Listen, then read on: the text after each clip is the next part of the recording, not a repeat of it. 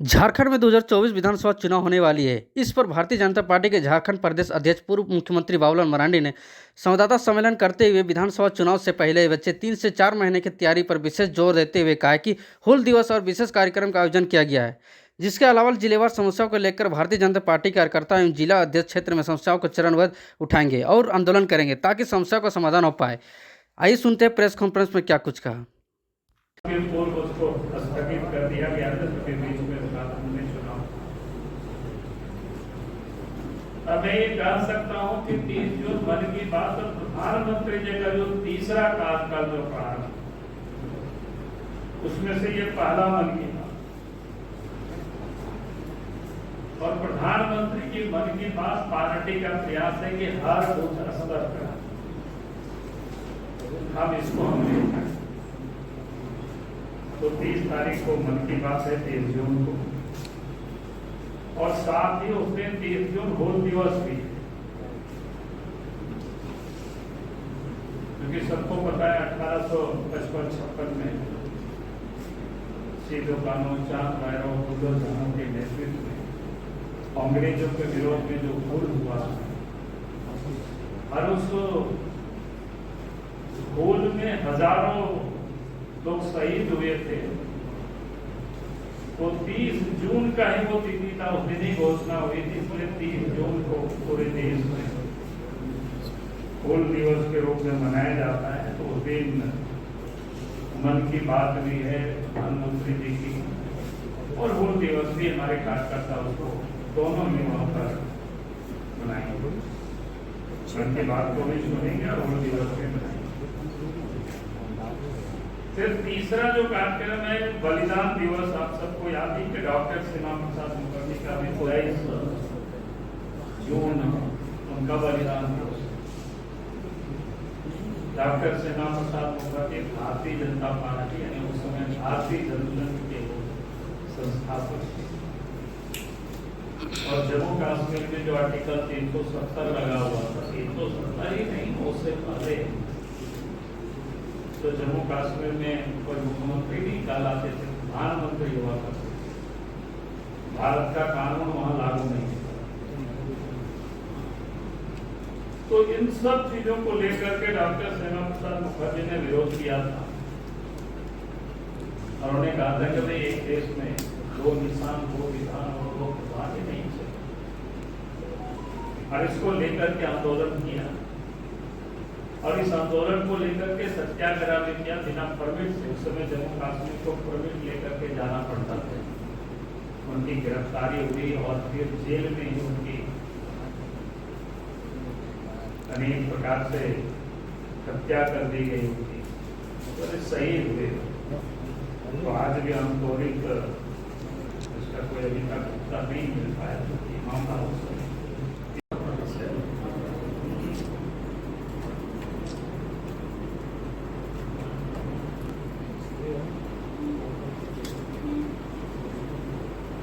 सबके सामने कुछ कार्यक्रमों को लेकर के हमारे कुछ कार्यक्रम तो केंद्र से निर्धारित है, और से घोषित कार्यक्रम, लेकिन चूंकि अभी कार्यक्रम वो हुआ नहीं, इसलिए मैं आप सबके सामने रख देता हूँ। एक तो कल 25 तारीख आप सबको ध्यान में है कि मंदिर से आपात काल जो लागू किया था, तो आज आप सब लोग देखते हैं कि जिस प्रकार से देश के अपोजिशन के जो लीडर है वो संविधान की कॉपी लेकर के, और पिछले चुनाव में भी इस प्रकार से उन्होंने दुष्प्रचार किया कि मोदी जी आ जाएंगे तो संविधान बदल देंगे, रिजर्वेशन समाप्त कर देंगे। लेकिन वास्तविकता क्या है, अगर संविधान को हम कह सकते हैं कि उन्होंने जैसे तैसे कर दी, तो कांग्रेस पार्टी ने की, और उनकी दादी कहेंगे हमको, दादी कह सकते हैं प्रकार से उसको पूरी तरह से उन्होंने कुचल दिया। और इमरजेंसी लगाए, और इमरजेंसी के बाद मीडिया पर भी उन्होंने प्रतिबंध लगाए, यानी कोई भी स्वतंत्रता नहीं थी। सारे नेता जो आवाज उठाते थे विरोध में, उन सबको जेल में डाला। जो आज राहुल गांधी घूम घूम करके जो मोदी जी के बारे में जो बोलते हैं, तो मैं कह सकता हूं कि अगर इतना बोलना तो सबसे पहले तो उनको श्रीमती गांधी जी की जो इमरजेंसी लागू किया था, उस समय जिस प्रकार से उन्होंने संविधान को कुचला है, उस पर उनको माफी मांगनी चाहिए। तो ये जो 25 जून की जो तिथि है वो काला दिवस के रूप में पूरा देश मनाता है, और पार्टी ने तय किया है कि हमें भी उस कार्यक्रम को मनाना है। झारखंड में भी सभी जिला में 25 जून को कार्यक्रम मनाया जाएगा काला दिवस। फिर आप सबको ध्यान में है, उसके लिए भी काफी टीम बनी है जो हमारे कार्यकर्ता इस काम को देख रहे हैं। मैं उन नामों को यहाँ नहीं कर रहा हूँ, आप सब लोग लेना चाहेंगे नाम भी तो आपको अशोक जी से प्राप्त कर देंगे। जुलाई उनकी जन्म, तो 23 से 6 जुलाई के बीच पार्टी ने तय किया है कि भाई हम हर इकाई पर जनता को भी प्रेरित करें, पार्टी के कार्यकर्ता को भी प्रेरित करें। हमने आप सब लोगों से भी कहा, देश के प्रधानमंत्री नरेंद्र मोदी जी ने 5 जून जो पर्यावरण दिवस है उस दिन एक पेड़ को लगाया, और उन्होंने देश के लिए आह्वान किया था वे हर देशवासियों को एक पेड़ माँ के नाम जरूर लगा।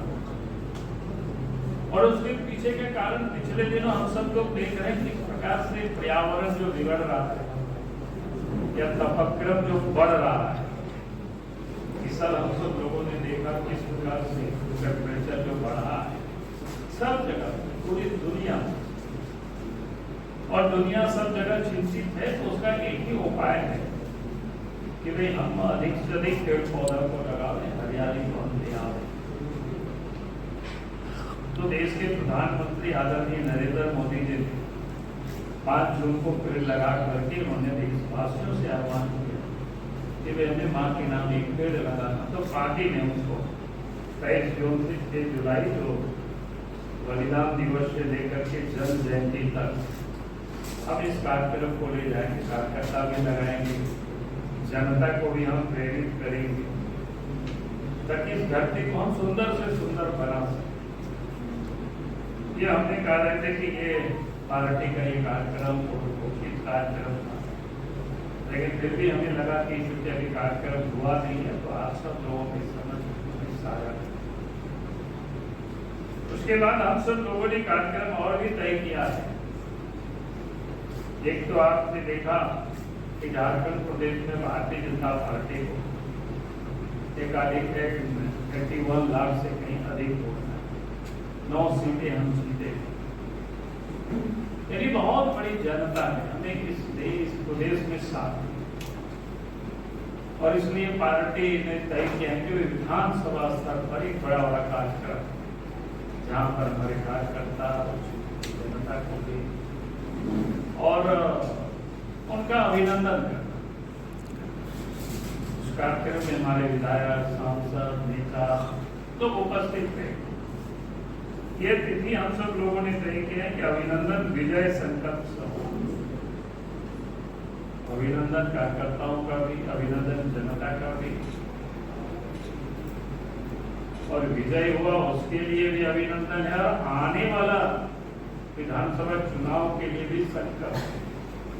तो इसलिए अभिनंदन विजय संकल्प सभा ये झारखंड के सभी विधानसभा क्षेत्रों में करना है। ये 6 जुलाई से 15 जुलाई के बीच, 6 जुलाई से 15 जुलाई। उस समय पार्लियामेंट भी नहीं रहेगा, उसके बाद पार्लियामेंट होगी ताकि सांसद भी उस समय दे सके। तो एक तो ये कार्यक्रम, उसके लिए भी कई लोगों का नाम है। हमने कहा कि नाम बाद में अशोक जी से आप सब लोग ले लेंगे। और उसके बाद फिर 5वां जो कार्यक्रम है, विस्तृत प्रदेश कार्य समिति की बैठक। विस्तृत का मतलब है कि बड़ा कार्य समिति, इसमें से हमारे जो मंडल तक की जो कार्य समिति होती है, मंडल के जो पदाधिकारी हैं और ऊपर के जितने भी लोग हैं, वो सारे लोग उस सभा में जो उपस्थित होंगे। बड़ा कार्यक्रम होगा। कई लोगों के नाम आए हैं। मंत्री जी ने बार बार कहा कि किसी के स्तर पर गड़बड़ी हुई है, किसी को छोड़ा नहीं जाएगा, जांच होगी, जांच चल भी रही है, कार्रवाई भी होगी। क्योंकि लाखों बच्चों का सवाल है, बच्चों को न्याय भी मिलेगा। ये बार बार हमारे देश के जो शिक्षा मंत्री है वो बोल रहे हैं। इसके बाद हमसे पूछ रहे हैं, लोकसभा चुनाव की तरह या विधानसभा चुनाव में भी प्रत्याशियों की घोषणा पहले की जाएगी। पहला सवाल। और दूसरा सवाल इसी का पूरक है कि क्या जो लोकसभा चुनाव में हार चुके हैं उन पर पार्टी दाव लगाएगी? क्या सीटें हैं? पहला सवाल यह है कि लोकसभा चुनाव की तरह पार्टी प्रत्याशियों की घोषणा पहले की जाएगी, और जो लोकसभा चुनाव में प्रत्याशी हार चुके हैं विधानसभा चुनाव में भी उन पर दाव लगाएगी पार्टी? देखिए, मैं कह रहा हूँ कि जो किनको चुनाव लड़ाती है और कब घोषणा करेगी, केंद्रीय चुनाव समिति के अधिकार क्षेत्र। हमारा क्षेत्र इतना ही है कि हम बताएं कि अगले जो 90 दिनों में जो कार्यक्रम करेंगे उसमें से हमने आपको 60 दिन का कार्यक्रम करीब करीब आपके समझ हमने रखा है। जुलाई का ये तिथि हम सब लोगों ने मोटा मोटी है, हम लोग कोशिश करें रांची के मोराबादी मैदान में है। कार्यक्रम तो रांची में होना है, लेकिन हम लोग के फर्स्ट प्रायोरिटी है मोराबादी मैदान। अगर वो खाली रहेगा, वो मिल जाएगा तो हम लोग मोराबादी मैदान को करेंगे। अगर वहाँ दिक्कत होगी तो फिर हम लोग दूसरे मैदान के बारे में सोचेंगे, लेकिन अभी हम लोग उसे कर उसके लिए भी कमेटी बनी हुई है जो तैयारी करेगी। फिर के चुनाव के मैदान में हम सब लोग जाने वाले हैं। अब विधानसभा का चुनाव बिल्कुल आप करीब ही है। अब मुश्किल से समय आप कह सकते 3 महीना है, उसी में सब कुछ कहना है, तैयारी करते हैं। एक तो आरोप पत्र बनाने की एक समिति हम लोगों ने गठित, फिर घोषणा पत्र समिति हम सब लोगों ने घोषित किया, और उसके बाद मतदाता सूची का पुनरीक्षण हो रहा है, उसके लिए भी हम लोगों ने समिति तैयार किया है। और उसके बाद टॉकिंग पॉइंट होता है, भाषण के जो बिंदु होते हैं, हमारे जो लीडर आते हैं बाहर से, क्या अलग अलग क्षेत्र में क्या क्या हो सकता है, क्योंकि अलग अलग हिस्सों में सब बटा हुआ है। जैसे आप कोल्हान की जो समस्या है वो संथाल परगना में शूट नहीं करता है। संथाल परगना की समस्या है वो आपको पलामू में फिट नहीं बैठता है। इसलिए अलग अलग क्षेत्र के लिए एक टॉकिंग पॉइंट तैयार करना चाहिए। हमारे नेता भी जो आएंगे या फिर हमारे जो राज्य के भी नेता जो जाते हैं उन क्षेत्रों में क्या क्या लेते, उसके लिए भी हम सब लोग कमेटी बनाए। फिर आगे अगस्त महीना में आंदोलन का भी कई कार्यक्रम हम सब लोग करेंगे, महिला मोर्चा की ओर से, युवा मोर्चा की ओर से। ये कुल मिलाकर के कार्यक्रमों का एक श्रृंखला है। बाकी शेष जो हम सब लोग तय किए हैं तो मुझे लगता है कि जो कार्यक्रम था वो मैंने आप सबके समक्ष पूरी की पूरी कार्यक्रम को मैंने रख दिया है। बाकी हमने कहा कि जो नाम है वो आप सब लोग इनसे आराम से ले लीजिएगा, तो राइटिंग जो लिखते हैं उनके लिए काम आएगा। मुझे क्या बोलते हैं उसके लिए बहुत लगता है कि बहुत मुश्किलें होगी, उसको चलाना होगा तो वही कर लेंगे। और मेरा ओर से जितना मेरे ओर से जो विषय था मैं आपके साथ रख दिया। अगर आपको कुछ मुझसे पूछना हो, कुछ और समझना हो तो आप तो वही सब तो आप बताया अभी ना, सब चीजें तो बताया।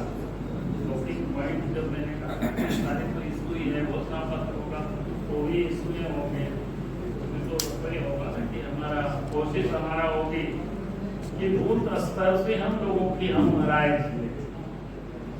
कि भारतीय जनता पार्टी से हमारे जनता राज्य की क्या अपेक्षा करती, क्या चाहती, तो बूथ स्तर से जनता की हम राय लेकर हम घोषणा पत्र तैयार करेंगे, तो वो हमारे लिए बिंदु हो जाएगा कि हम जितना बेहतर से बेहतर झारखंड की वो हम दे सकें, क्या कोशिश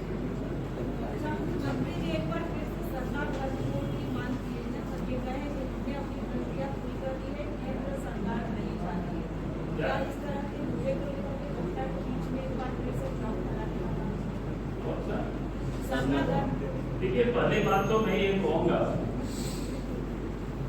जितने भी सरकार धर्मावलंबी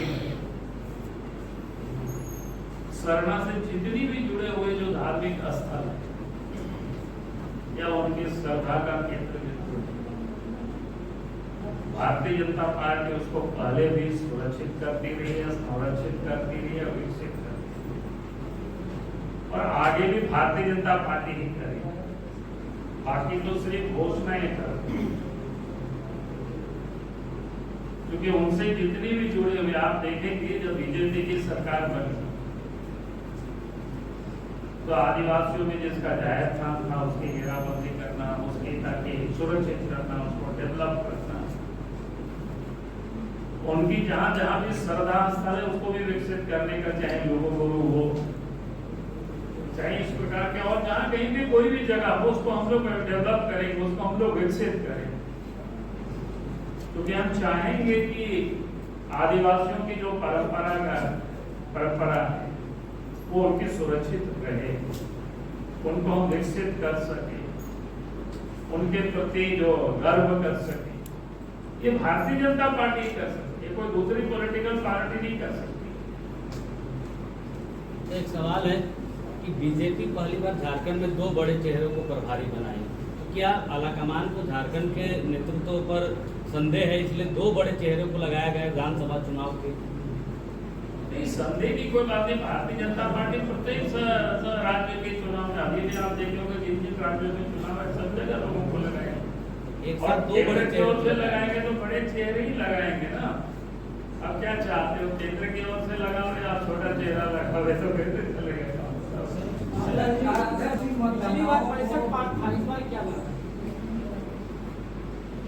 क्या बोले? पिछली बार लोकसभा चुनाव में 65 पार का नारा दिया गया था, इस बार कितना?